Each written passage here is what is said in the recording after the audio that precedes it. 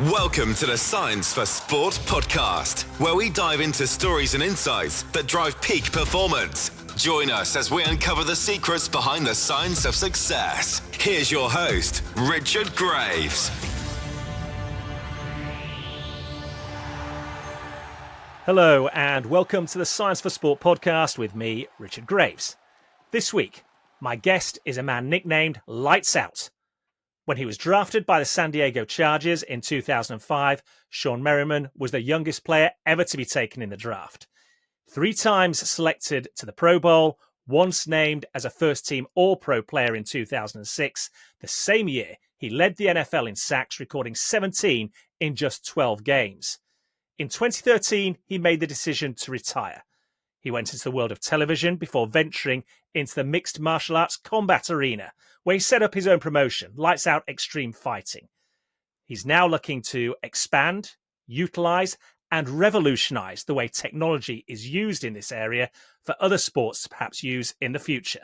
It's a fascinating story, so let's hear from him now. Unlocking sports science to push the limits of human potential. This is the Science for Sport podcast. Well, Shawne, welcome along to the Science for Sport podcast. It's great to have you on. As we get ready to record this episode, you're on the eve of another big promotion through your MMA promotion, Lights Out Extreme Fighting. Many people, of course, will know you from an extremely successful NFL career, an All-Pro selection, multiple Pro Bowl selection. Perhaps not so well known is the success you're now having in a different sport. You certainly seem to be keeping a busy man.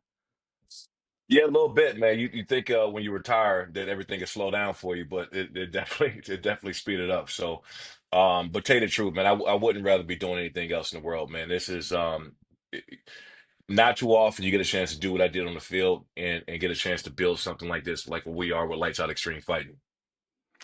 Like I said, everyone will know you from a successful NFL playing career. I don't want to so much focus on that as if we go back to 2013. You were drafted, of course, by the then San Diego Chargers in 2005. By 2013, you're around 28, 29 years old. You make the decision to retire from playing in the NFL. It's obviously, look, for any professional athlete, it's a moment that's going to come in your career. The question is, how do you handle it? And in your case, were you ready for it when it came? Yeah, I actually was ready. When you have the type of success early on that I had, breaking records, still holding records, being at the time the youngest draft NFL player ever. Um, and you had a career, then you end up getting injured, and so you're not over the time being you're not explosive like you used to be. You can't perform like you used to be. I played on some of the best teams in the history of the NFL. One being my former teammate Antonio Gates, who got inducted to the Hall of Fame this past weekend, which I was there for. um I just knew it was time for me, man. It's like, I've done everything I could on the field. My body wasn't going to respond like I wanted it to, and I couldn't consistently dominate games like I did. I always have flashes, go out there and make plays, but it wasn't on a consistent basis where I can take over a game. And for me, man, I bought the name and rights to Lights Out. I've been called Lights Out since I was 16 years old. And one of the first things I did when I got in the NFL was to just secure the rights and just really build a brand with Lights Out. And that was my focal point, man. So I knew that I was ready to go. Teams were still calling. Actually, the general manager of the Buffalo Bills, Doug Welly, he asked me to come back, wanted to sign me to another 2-year deal. And it was just time, man. I wanted to move on. I love doing TV, sports broadcasting. I love doing some acting, but more importantly, it was about this brand with Lights Out. Like you said there, you bought the trademarks it very early in your playing career. Not many professional sports athletes have the vision to think down the line like that. Did you always have that picture in your mind? Oh yeah, yeah, man. When I was 21, I was already thinking of what I wanted to do far beyond football. I knew that football was just a something I did. It wasn't who I was. Um, And I always thought in my mind that Lights Out was much bigger than one person. Like, yeah, you carry the name, you go out there and do things on the field, but Lights Out is something that, you can turn on the sports channel right now, if it's basketball, so they're saying, Steph Curry's shooting the lights out, right? Or somebody had a lights out game, and I just knew that the brand was much bigger than me. And that's why we're doing so well, just, getting out there. Lights out is one of the best nicknames you can ever have, but it's also something that resonates with a lot of people because it has a strong, powerful meaning behind it. So I'm just, I'm fortunate to be in this situation, man, because it's tough. It's for anybody to retire. I don't care if you got things lined up or not. It is tough walking away from the game and trying to figure out that next step. But I knew exactly what I wanted to do and get to it. Yeah, they do say, don't they? You're a long time retired, so appreciate your time on the field when you're playing. So for you, when the Buffalo Bills, yeah, effectively massaging your ego by saying, "Look, we want you for 2 more years." You're getting calls, presumably via your agent, from other organisations as well. Was there a moment when you had to pause, or were you definitive in your mind? This is it. This is the time to leave the sport. Yeah, it was actually after my last game. We played the Jets when I was in Buffalo, and I had a great game. Probably the best game I've had since I was with Buffalo the whole time. And that's how I wanted to go out. I wanted to have that on film. Um, and I wanted the fans to remember me by that game, and the organization and people I played against remember me by that game. So it was important for me to go out on my own terms. Not a lot of people get a chance to do that because the NFL can be rough. It's a rough business, very cutthroat. It's a performance based. You do or you don't. You could be there today, gone tomorrow. And I wanted to be in a driver's seat when it was time for me to walk, man. So that was one of my biggest reasons for kind of walking away. So talk us through your road then to mixed martial arts and that arena in sport, because you didn't launch your promotion until 2019. Well, there's a 6 year gap there between the last time you stepped onto an NFL field as a player and going into MMA. So what was that journey like? Well, it was great because what happened was I got into TV. I went straight to NFL Network. I was part of building some content, some show launching some shows there. With now the show is called Good Morning Football. It used to be called NFL AM when I was on it. I was there for a couple of years, did Total Access when the Fox Sports was at the launch of Speak for Yourself. There. I was on Colin Cowherd a couple of days a week. I was at ESPN on Sports Nation, and I was also the launch of the WWE Network. Um, and also, I was the ambassador where I worked closely with Bellator, who was, I guess you can call them the number two most known MMA organization behind the UFC for a long time. And so working with them, I had to two things. I understood TV and production, and then I also understood how it works on a bigger scale when it comes to a MMA organization. Understanding how to negotiate venue deals, understanding, you know, um, certain things when it comes to production and staffing, event schedules. It was, I had a crash course in building bigger organizations. So when I launched Lights Out Extreme Fight, it was perfect time. I knew exactly which team I wanted to hire as production. I knew exactly what team I wanted to hire as talent. I knew, putting my team together as far as staff. And I got fortunate, man, because to have this much knowledge in something else, that's the hardest thing for a lot of guys to try to figure out because we played football our entire lives. That's what I did Monday through Sunday, and that was my life to wake up and play football. And yeah, of course, you do other things off the field, but your main job in life is to learn how to be the best football player you can be. So it's limiting your time to understand certain aspects of other businesses. And I jumped on pretty quickly, and that is a big reason for our growth. I've seen it done at a massive scale. So I know the dudes that don't in this business. And for us to be where we are right now is a regional promotion. We're the most distributed and most watched regional promotion in the world. And that's saying something. And sooner or later, we won't be a regional promotion anymore. We'll be, not only a national platform, but an international platform. It's always great to have ambition, and obviously, if you get to that stage, well, literally the world becomes your oyster, doesn't it? I mean, when you set up the promotion, how much did you know about the world of mixed martial arts? Because you can talk about playing in the National Football League. We know it's a heavy contact sport, but MMA is something else entirely. Yeah, it's a different beast. And I never thought I'd fall into the sport like I did. So 2006, I was in Jay Glazer's gym, who was at Fox Sports. He's a broadcaster over at Fox Sports and some other places. He saw me punching, hitting the mitts. So my uncles were professional boxers. So I had a boxing background growing up in Prince George's County, Maryland. And he looked over. He said, "Man, you can box." I said, "Yeah, a little bit. You know, I box with my uncles and whatnot." He said, "Have you ever tried MMA?" I'm basically looking at him like, MMA. Why? Why would I do MMA?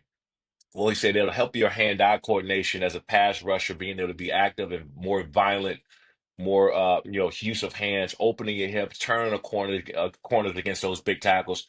I think you should try to work a little bit of MMA. He texts me an address and said, "Hey, meet me at this address tomorrow." And I pull up. It was a gym in LA off La Brea. I walk in the gym and Jay Glazer's on my left. Randy Couture is on my right. And so I'm looking, obviously, I know who Randy Couture is because I think at that time around 2006 or so, he was I believe he was the oldest to win a belt, a title. So I looked at Jay Glazer. I said, "Man, listen, I'm not fighting Randy Couture today. That's just not happening, right?" Um, and so he said, "No, Randy's going to teach you how to pummel and use your leverage and how to flow and obviously cardio and endurance and all this stuff." I said, "Okay, good God." I mean, yeah, I thought I was going to have to, kind of get down and tussle a little bit with Randy that day. And I said that wasn't happening. But working with Randy, I quickly understood the discipline and why guys are so much better than other guys. I mean, I had Randy about 40 or 50 pounds. Randy was in there tossing me around, just pummeling and using my leverage, using my body, and I couldn't understand. I mean, taking me to the ground, I couldn't get up, right? And it was just, I know I'm bigger than he is, I know I'm stronger than he is, but somehow, some way, he was just so much better than I was. I left the gym that day, and this is the athlete side of me. I left the gym that day and I felt defeated, right? And as an athlete, we're so damn competitive. I walked out the gym, and about 20 or 20, about 30 minutes later, I text Randy and I said, "Hey, what time do you train in tomorrow?" So I drove down back to San Diego. I worked out with the team the next day, and I got back on the road. I did a 6 a.m. workout, my all-season workout. I got back on the road, and I drove back to LA to train with Randy later on that day. And I was doing that like 2 or 3 times a week. This is while I'm playing on a consistent basis. And then, being in the gym, Tyron Woodley was just coming on around that time. He was in there. You know, I started meeting Chuck Liddell and Tito Ortiz. So I started being around some of the biggest names in the sport. My first fight that I've been to at the UFC was 2005, Randy Couture, Chuck Liddell. I believe that was in like 2005-ish. And I was hooked. It was the closest thing for me as in walking out the tunnel when I walked into a UFC fight. That's when I knew like I wanted to be around this sport. I wanted to be around this business. So that led to me, kind of just jumping straight into it, launching Lights Out Extreme Fighting. Mind you, I got a TV background, production background. I understand how things work. I got a team. And so it was off to the races after that. Did it make you a better player on the field? You talk about that hand-eye coordination, the wrestling techniques, because that's what it all comes down to, winning your one-on-one battles. I led the league in sacks that in '06 off of it. I mean, I didn't realize at the time how much better it was going to get me. Um, but I started to use my hands. I started to use my leverage. I didn't get tired anymore in the fourth quarters because MMA, once you get tired, there's no timeouts, right? You got Randy Couture on you, and he's taking you down, and he's trying to finish you in the corner somewhere, and you can't get up, and you're exhausted. You better find a way to survive. Um, and so I urge all guys. I urge all guys in the offseason to pick up some kind of Muay Thai or boxing or something because it translates so well on the football field. And it was an immediate feel where I was just so confident and comfortable using my hands and leverage against those 340-pound offensive linemen. And as you say, you then go on to have a TV background. So, in theory, you have the complete wealth of knowledge as you go into setting up the promotion in 2019. Now, the first time we met face to face was in the build up to the Super Bowl in Las Vegas, Super Bowl 58. And the thing that got me hooked about what you're trying to do is the willingness to embrace new technology, be willing to have trial and error in order to enhance the product for fans and the combatants alike. So I know at the time you were talking about putting chips in gloves, having real-time access to that data, both for in-fight assessment in the corners, but equally for fans watching on TV. How far along that road have we come now? Man, let me tell you, one thing that I've been really good at, I'm a good listener and I always want to learn something, right? Like every day I get up in the morning, I have to learn something that day. Or it's just my day is not good. So I was introduced to Davion, who's a founder and owner, a founder of Shot Tracker. And Shot Trackers work with the NBA and MLB, PGA, I believe, multiple other leagues who use their data, use their technology. And so I just started asking questions, hey, what does this do? How does this league use it? And I said, by the way, can this be used in MMA? And he said, what do you mean? I said, man, I want to put a chip in the gloves. I want to see those punches. I want to get some G-force. I want to get some velocity. Where those guys are getting punches landed, like, is it possible? This was about a year ago. He said, we haven't tried it, but I think we should. It should work. So we put chips in the gloves about 8 or 9 months ago, and we pulled all kind of data. And I was blown away. I mean, we saw the G-force, we saw the speed. Now, the problem that we were having was it wasn't live. So I said, okay, how can we get this live where the fans can watch in real time these punches, the velocity, the G-force when guys are connecting with a punch? How can we see this in real time? So we spent the last 6 months really changing frequencies, chips and boards, software, hardware. So I'm thinking about 8 weeks, not this fight we have coming up, possibly in September or the beginning of November. We'll be live with Shot Trackers technology in partnership with us. That you can see punches coming, velocity, G-force where they're landing. This is going to revolutionize the way people watch combat sports. And also, once we get the data accurate, I mean, obviously there's going to be a betting component to it. That has to be that these data used to prop bets, give out to the fans too, so they can start looking at it to be more interested in the fight of what is the guy G force, you know, how much can the guy take on the chin at a 30 plus? I mean, we're going to get so interactive with this data that is going to have you hooked, and no one has ever seen anything like this. And we want everybody in combat sports to use it at some point. We want to get accurate where you're not just relying on judges, right? Or how many punches or how many, power punches and things were thrown and connected. We want to get as accurate as data and change the landscape of combat sports. And, I got this saying, man, I was a game changer on the field, but, anything I touch now and involved and I have to do something that's going to change the game. And we believe this partnership with Shot Tracker is 100% going to change the game. And that's one part of the technology. The second part of the technology is our partnership with PTF Lab. PTF Lab is a AI virtual advertisement company that we now are partnership with, where our sponsors now will be able to change as people watching them on during our fights.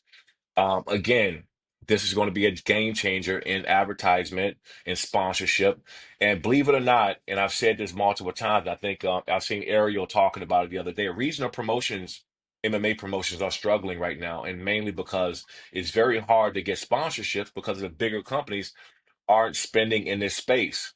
And if they are, they're going to spend with UFC, which is great. I mean, if I was them, I would too because it's the UFC.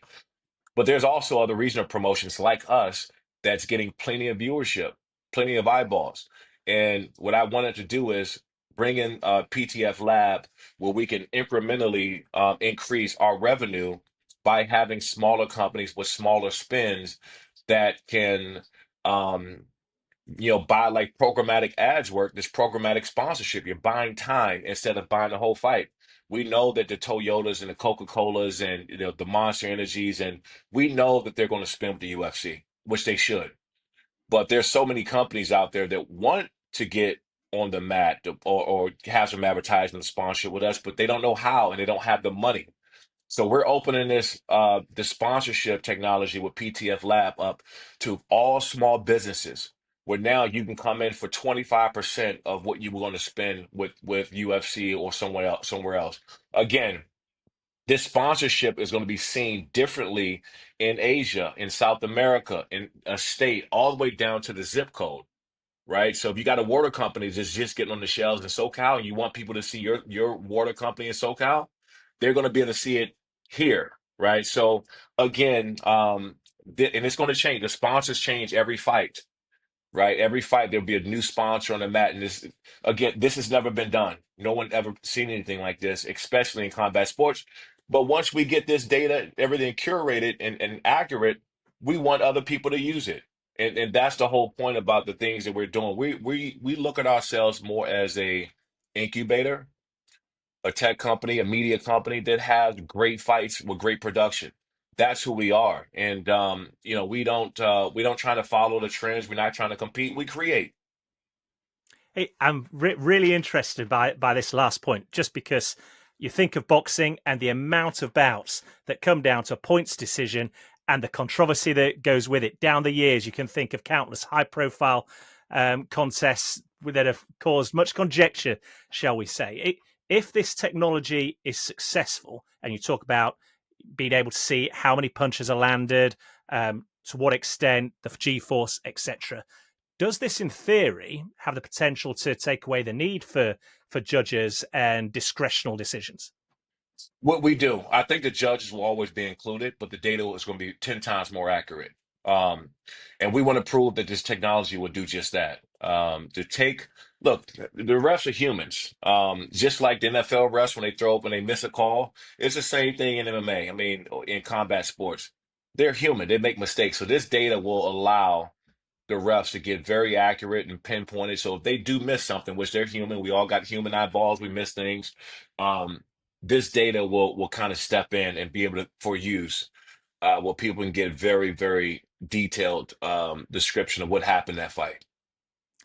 Where does artificial intelligence come into this equation as well? Because I was doing some reading ahead of our conversation, and smart cages came into the conversation, being able to see where the combatants are moving around the ring, at what point, how they react, and all of this data potentially being fed in real time to viewers, subscribers, whatever it may be, even fans who might have a device actually in the arena at the time.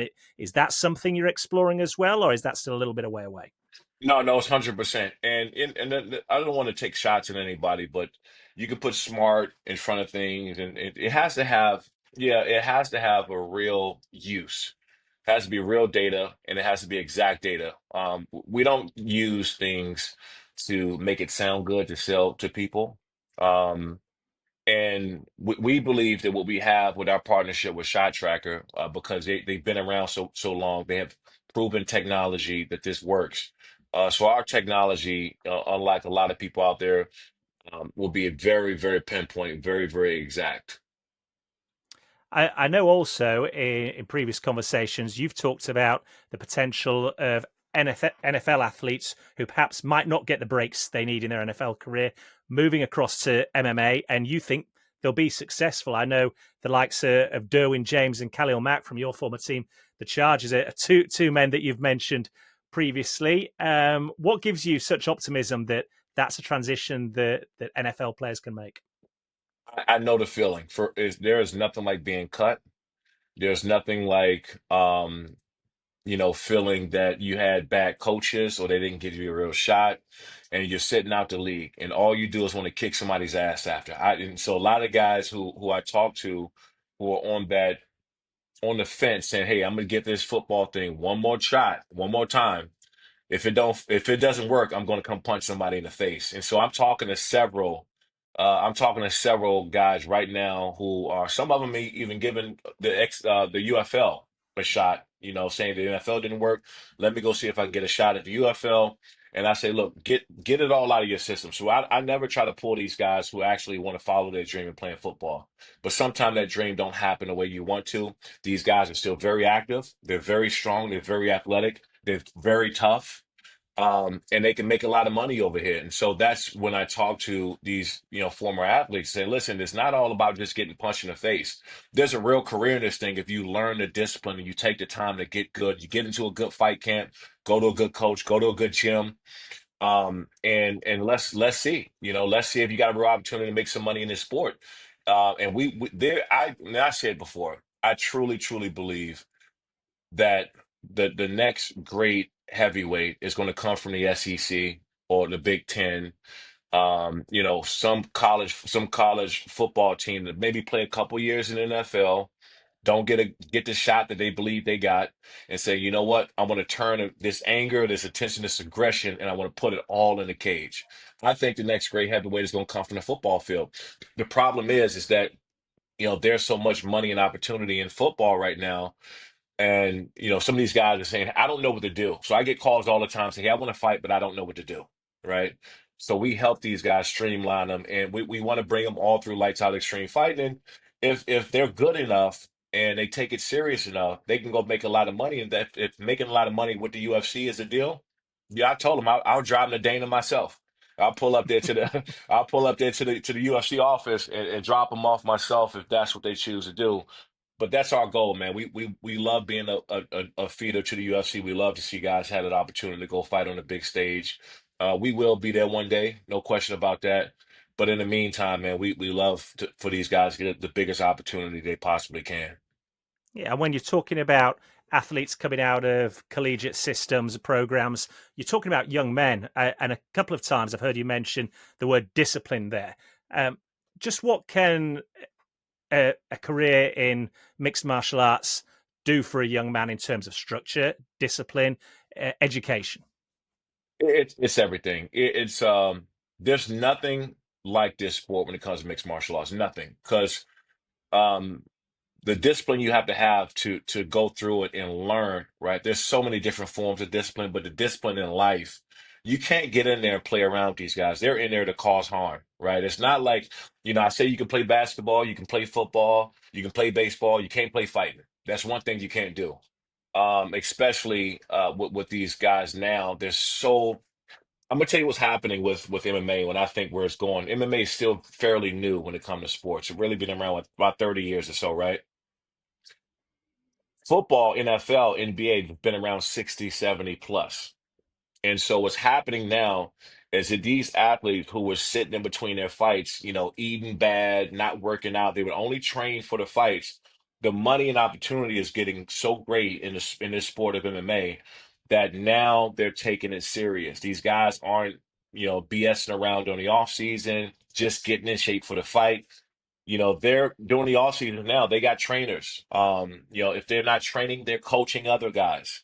And so it's a year-round thing where they're staying in shape, waiting for their opportunity because now the money and opportunity is there. It wasn't like this 15, 20 years ago. It wasn't, the money wasn't there. These guys were fighting for practically peanuts. I joke around with Chuck Liddell, who was a pioneer of the sport. What these guys were fighting for back in the day, we joke around like he's like a few times. I think he's fought in some backyards or back alleys for like $300, right? It's just a different time now than it was then. Well, just your enthusiasm and excitement gets me hooked every time we discuss this, Shawne. So, but when this particular episode airs, LXF 26 will be in the history books. LXF 27 will be on the horizon, like you say, in September. So for people listening that are now curious, they want to know what you're doing, want to find out more, both about your progression personally and Extreme Lights Out fighting. Where can they do so? Where are you on social media? That's right. At Shawne Merriman on social media, at Lights Out XF on social media, IG and Twitter or X. You can download Lights Out Sports TV. We're available. It's my free. It's totally free. All free live sports. It's available on every smart TV, iOS and Android. Just download us. You can get all the fights there. All 25 of the fights. Will be 26 by the time this come out. And you know, we look to not only grow Lights Out Extreme Fighting, but we also want to grow the Lights Out Sports TV. We got a ton of other combat sports in there. Swerve Combat's there, Fight TV's there. We got a bunch with Glory Kickboxing is there. I mean, we got it all. So, if you love sports completely free, make sure you guys download Lights Out Sports TV. And whether it's in September or the next promotion after that, we're going to be wowed, are we, by some of the new technology that we see available? This is honestly, it's certain things, that I have we do, and it's like, oh, okay, that's cool. I think that'd be really cool. This is going to be a game changer in combat sports and how people consume content. Point blank, period. And we want to be the leaders when it comes to technology in this space. Um, and we want to be leaders in having the next up and coming superstars, and that is our main goal. Well, listen, Shawne Merriman, it's been a pleasure as always. We wish you the very best of luck with the promotions that are coming up, and hopefully we'll get you back on the Science for Sport podcast and talk to you again soon. You got it. Thanks for having me. Unlocking sports science to push the limits of human potential. This is the Science for Sport podcast. Huge thanks to Shawne Merriman for taking the time to join me on this week's episode and covering a whole range of topics, from the psychology of making that decision to retire as a professional sports athlete to now how technology itself has the potential to transform the way that athletes operate within the mixed martial arts world. And if you want to find out more about these issues and subjects, you can do so by visiting our website, www.scienceforsport.com. And if you've enjoyed this episode, then please do feel free to share it with a coach, a colleague, an athlete, or a friend. Remember, the more downloads we get, the easier it becomes to attract more top-name athletes and professionals at the cutting edge of their field to join me and discuss those subjects here on the Science for Sport podcast. Well, that's just about all for this edition. Thanks for listening, and I look forward to the next time you can join me on the Science for Sport podcast. Subscribe to the Science for Sport podcast now, wherever you listen to your podcasts. For more insights, resources, and to join the Academy, visit scienceforsport.com and connect with us on social media by searching for @ScienceForSport. Thanks for listening, and we'll see you next time.